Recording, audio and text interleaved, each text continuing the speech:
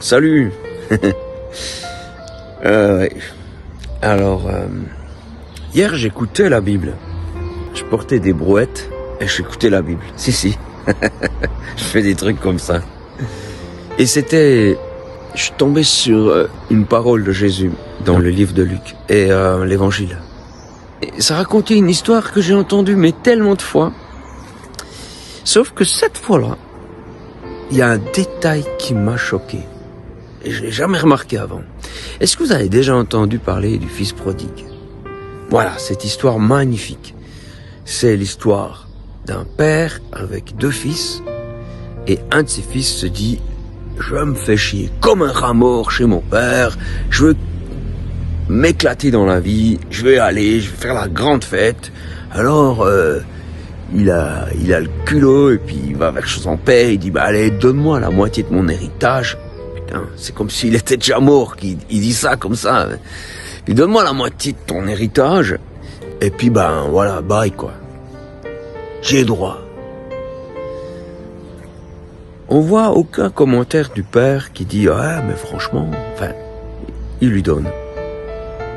Et le gamin il part, il claque tout dans des fêtes, des noubins, et puis il a plein de potes tant qu'il a du fric, puis le jour où il en a plus. Belle leçon de vie, les choses changent pas, les amis. Mais il se retrouve dans une situation, mais vraiment, on ose le dire, une situation de merde. Mais vraiment, c'est une situation horrible. C'est-à-dire qu'il doit garder des cochons, les cochons, ils mangent des trucs qui lui font envie. Mais personne ne lui dit, tu peux en prendre si tu veux. C'est vraiment une situation... Plus que la situation j'ai faim, la situation relationnelle horrible. On a tellement plus de considération pour lui que même pour des trucs aussi élémentaires, on ne pense pas à lui. Et c'est à ce moment-là qu'il pense à son père. Son père qui finalement est peut-être vieux jeu, qui est peut-être je sais pas quoi, mais qui est quand même son père, un type bien. Et il réfléchit d'une manière très logique. Il se dit, mais si je reste ici, je vais continuer de souffrir.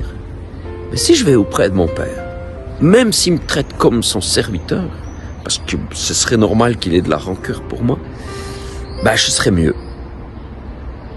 Et on voit pas d'émotion dans ce qu'il dit. Il dit pas, ah, mon père me manque, mon frère aussi. Ah, tu vois, ils pensent pas à leur cœur. Ils pensent de nouveau qu'à lui.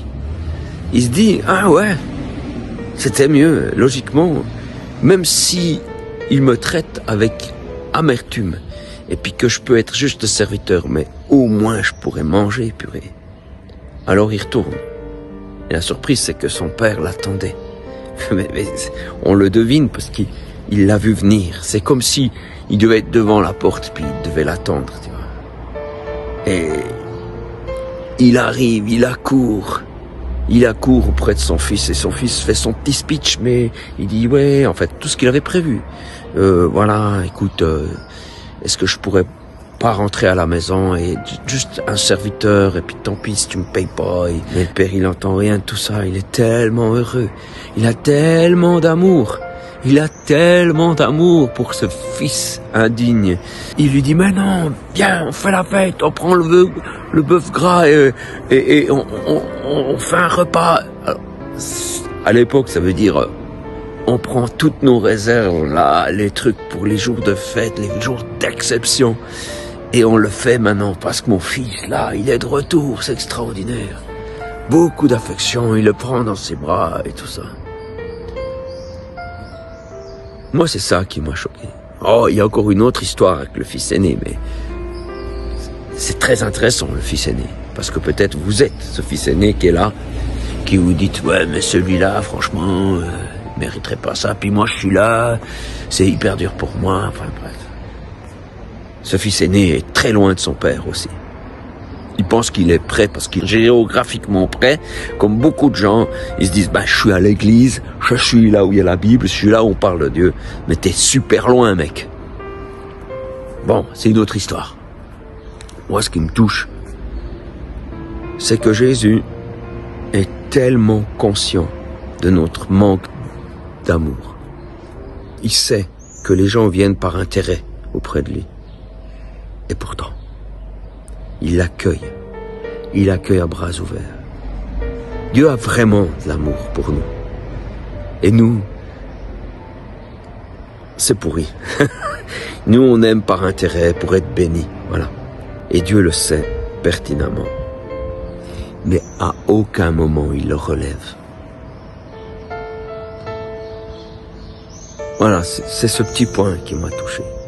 C'est ce petit point, ces petites phrases de rien du tout.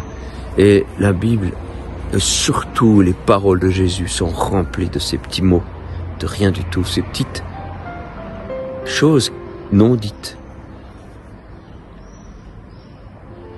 Je vous laisse sur ça. Puisse votre cœur avoir un peu d'affection pour votre Père Céleste. De mon côté, je vais essayer de faire de mon mieux aussi. À plus.